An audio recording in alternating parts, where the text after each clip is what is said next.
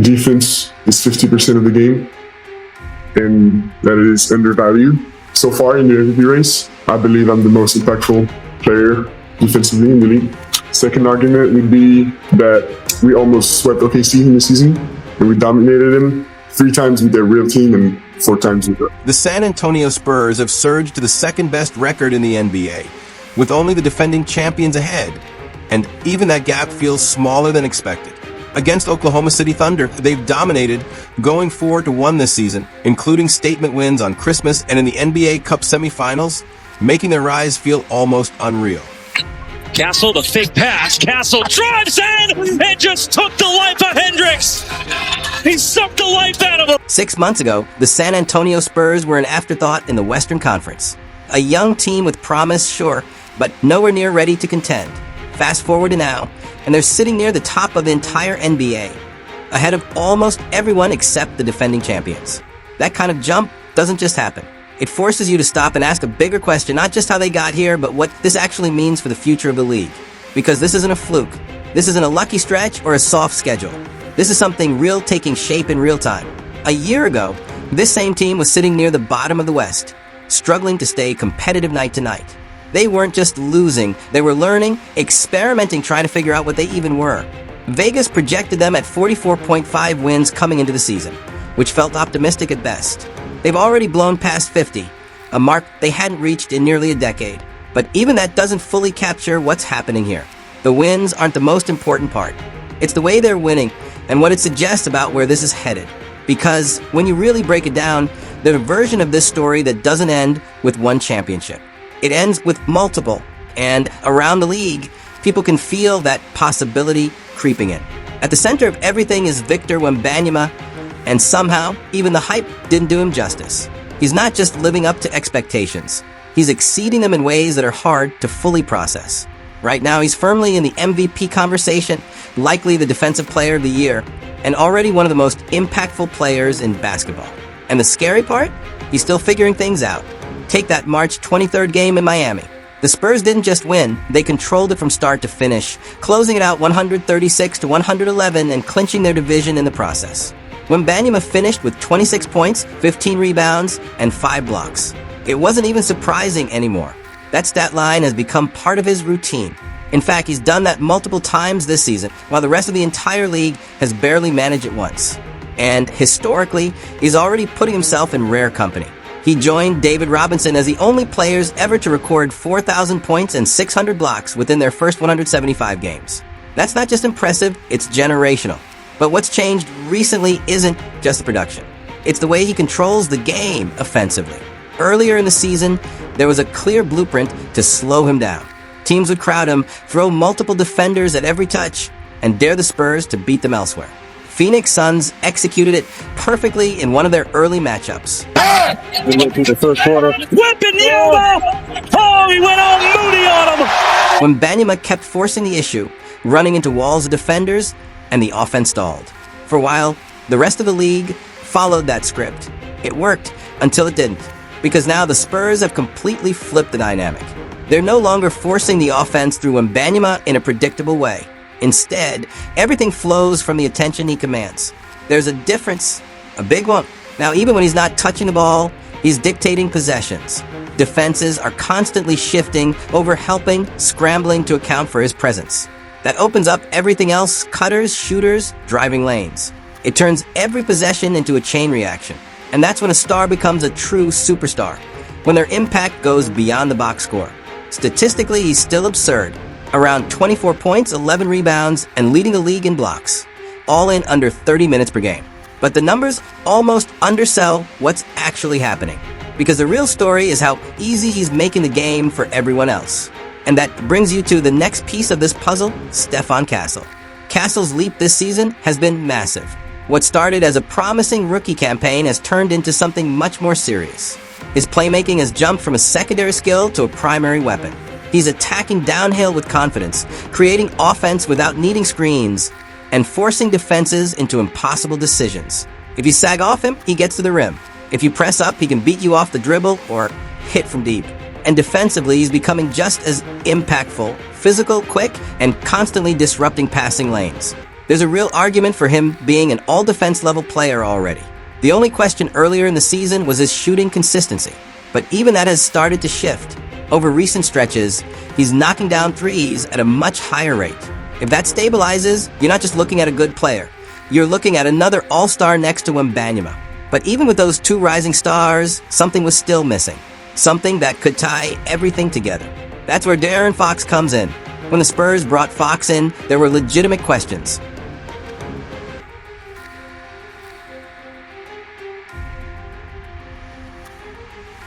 Another ball-dominant guard, not known as an elite three-point shooter. How would he fit alongside Castle? Alongside a developing offense built around Wembanyama? Those concerns disappeared quickly. Because Fox isn't just producing, he's organizing everything. He's the connective tissue of this team. Earlier in the season, when Wembanyama missed time, Fox stepped into a primary role without hesitation. He averaged over 25 points and 6 assists, and the Spurs went 9-3 in that stretch. That alone tells you what kind of player he is. But what makes him special is what happened when Wembanyama came back. He stepped back, no ego, no friction, no adjustment period. He just adapted. That's rare, really rare, and his impact shows up everywhere. With Fox on the court, Wembanyama's three-point efficiency jumps significantly. The same goes for Castle and the rest of the rotation. He's constantly collapsing defenses, creating space, and putting teammates in positions to succeed. Then there's the clutch factor. Fox has already built a reputation as one of the most reliable late-game players in the league. And this season, that hasn't changed. When the game slows down and possessions matter most, he brings a level of control that you can't teach. He knows when to attack, when to create, and when to take over. That steadiness becomes the foundation in high-pressure moments. And it's not just internal belief. Around the league, people are noticing. Eric Spoelstra put it perfectly before a matchup, talking about how rare it is for a player to willingly sacrifice individual numbers for team success. That's exactly what Fox has done, and that kind of buy-in changes everything. Because now when you zoom out, you start to see the full picture. This isn't just about one superstar. It's about a system where every piece fits. When Wembanyama anchors both ends of the floor, Castle brings pressure, energy, and versatility. Fox provides control, pacing, and leadership. And then you add Dylan Harper into the mix, a player who blends size, skill, and scoring touch, and suddenly you have one of the most dynamic guard rotations in the league. On paper, that trio could have looked clunky. Too many creators, not enough spacing, potential overlap in roles. In reality, it's been the opposite. Each player brings a different style. Fox is speed and precision. Castle is power and aggression. Harper is craft and balance. Together, they attack defenses in waves, different looks, different angles, constant pressure. And behind it all is a system that maximizes those strengths. As of now, the Spurs sit with one of the best records in the NBA, a top-tier offense, an elite defense, and a net rating that puts them firmly in contender territory. But even that doesn't fully explain what they've become, because what you're seeing isn't just a good team. Harper. Clock going down. Dylan Harper throws it up and puts it in! A clutch shot from Dylan Harper in the Big Easy. The leap from Dylan Harper hasn't just been real. It's been fast, almost sudden, like something quietly building before finally breaking through. The San Antonio Spurs didn't rush him into the spotlight, and there were good reasons for that. Before the season even settled, he was already dealing with setbacks, a thumb surgery, then a calf strain, and then the hardest part for any young player, timing. Just as he was trying to find rhythm, De'Aaron Fox returned, rotation shifted, and Harper found himself stuck between roles, fighting for consistency in both minutes and opportunity. And for a stretch, it showed. From mid-December through late January, the numbers dipped. Around 8 points per game, under 40% from the field, barely over 22% from three. It looked like a rookie hitting that inevitable wall. The flashes were there, but nothing felt stable. Then January 25th happened, a loss to New Orleans that didn't seem significant at the time. But after that night, something changed. Not just in the numbers, but in the way Harper carried himself on the floor. Over the next 20 games, he didn't just improve, he looked like one of the best rookies in the league, right alongside names like Cooper Flag. The confidence was different. The pace slowed down for him. The game started making sense. And recently, it's been even louder. Back-to-back performances, 24 points against Indiana, then 21 against Miami, weren't just good stat lines. They were statements. For the first time, he looked exactly like the player the Spurs believed they were drafting. Over his last 10 games, the efficiency jumps off the page. over 14 points per game, shooting nearly 58% from the field and an absurd 56% from three, while adding rebounds and playmaking. But even those numbers don't fully explain it, because the real shift is happening on both ends of the floor. Defensively, pairing Harper with Stephon Castle has completely changed the tone at the point of attack. Together, they bring length, strength, and quickness that opposing guards simply aren't ready for. It's not just good defense, it's disruptive. Passing lanes disappear. Ball handlers get rushed. Offenses lose their rhythm before they can even start. And behind them is Victor Wembanyama, a presence that turns good perimeter defense into something suffocating. When you combine those pieces, it starts to feel unfair. The numbers back it up too. Lineups featuring that group are putting up elite offensive ratings while locking teams down defensively at a top-tier level. It's a kind of balance you almost never see. Individually, Harper's upside is what makes this even more dangerous.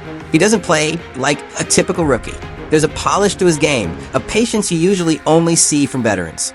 But at the same time, he has real athletic burst, long strides, smooth footwork, and the ability to glide through defenders in transition. Around the rim, he's been incredibly efficient, finishing near 60% on the season and over the last 20 games. That number climbs above 70%. That's elite efficiency for anyone, let alone a rookie guard playing limited minutes. And that's the part that stands out the most. If Harper had landed somewhere with full offensive control, there's a real argument he'd be leading this entire rookie class in scoring right now.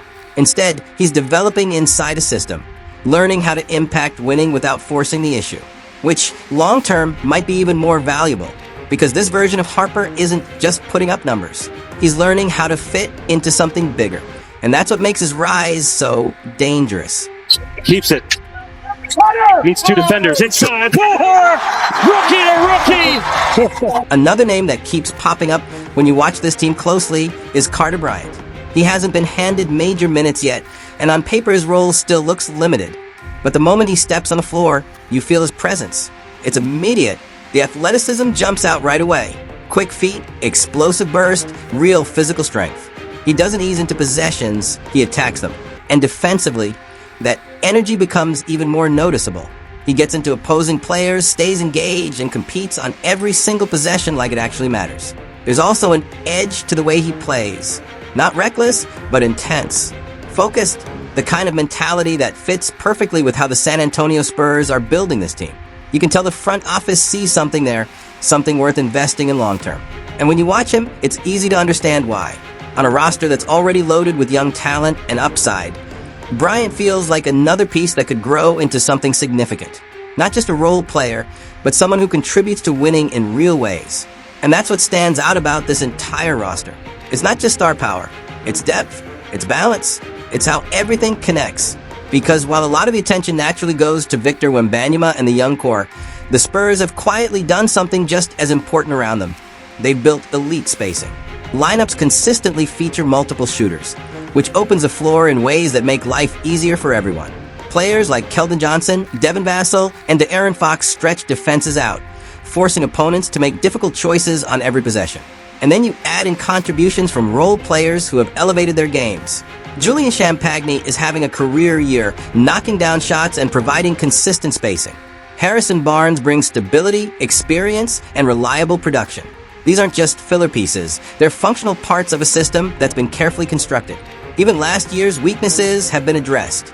Interior defense when Wembanyama wasn't on the floor was a real concern. So the front office went out and added Luke Cornett, giving them size and presence behind their star. It's not one big move that fixed everything, it's a series of smart decisions, solving problems one by one. And that's why their success against top teams, especially Oklahoma City Thunder, hasn't been a coincidence. They've beaten them multiple times this season. A clutch win in the NBA Cup semifinals, a dominant 20-point blowout in December, and then a statement victory on Christmas Day when the Thunder came in ready for a fight. Those weren't flukes. Those were signals that this team doesn't just have a bright future. They might already have the present. And when you look deeper, it becomes clear why all of this is working. It's not just talent. It's not just system. It's how those two things are connected through culture and structure. This isn't your turn, my turn basketball. It's not isolation heavy or dependent on one player forcing the issue. Everything flows. Everyone moves. Everyone contributes. Even De'Aaron Fox, who hasn't been with the team long, recognized it immediately. He talked about how much talent there is in the locker room, but more importantly, how much the players actually enjoy seeing each other succeed. That matters more than people think.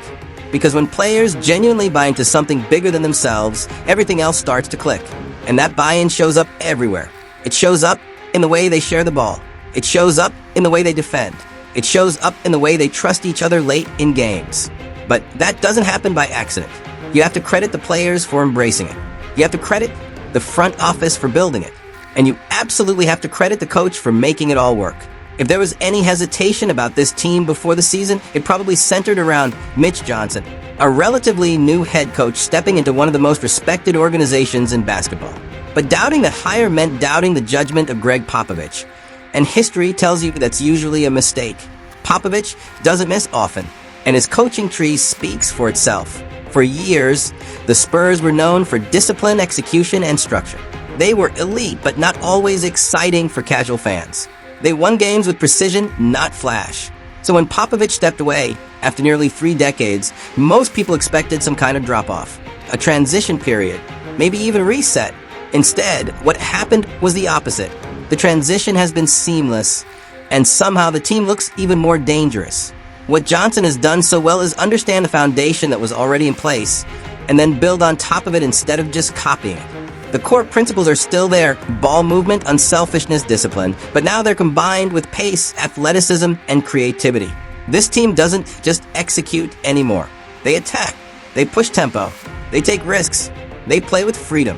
And maybe most importantly, Johnson has shown a willingness to trust his young players through mistakes. He hasn't pulled them the second things go wrong. He's let them learn, grow, and figure things out within the system. That kind of trust accelerates development in a way that strict systems never can. You see it in Victor Wembanyama. You see it in Stephon Castle. You see it in Dylan Harper. All of them are improving, not just individually, but within a structure that actually makes sense. And that's not easy to build. What's also different about this version of the Spurs is the style. You can still recognize the DNA of those older teams, the trust, the system of discipline, but this group plays faster, freer, and with more personality. There's a swagger to them now, a confidence, and unlike some of those earlier eras, this supporting cast isn't just there to fill roles.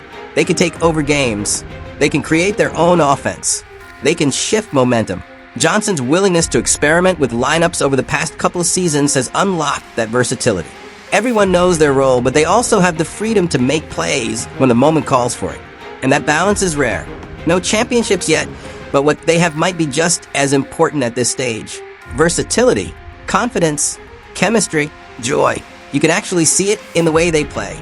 This is a team that enjoys basketball, and that energy is contagious. It makes them fun to watch, but more importantly, it makes them dangerous to play against. Because when everything clicks like this, it's not just about winning now. It's about what comes next. And if you think they're ahead of schedule, you probably weren't paying attention last season. The signs were already there.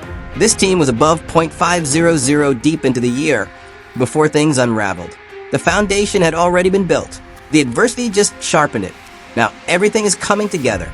The culture, the talent, the system, the timing. It all points in one direction. This team isn't going anywhere. The real question isn't whether they're good. It's whether they're ready.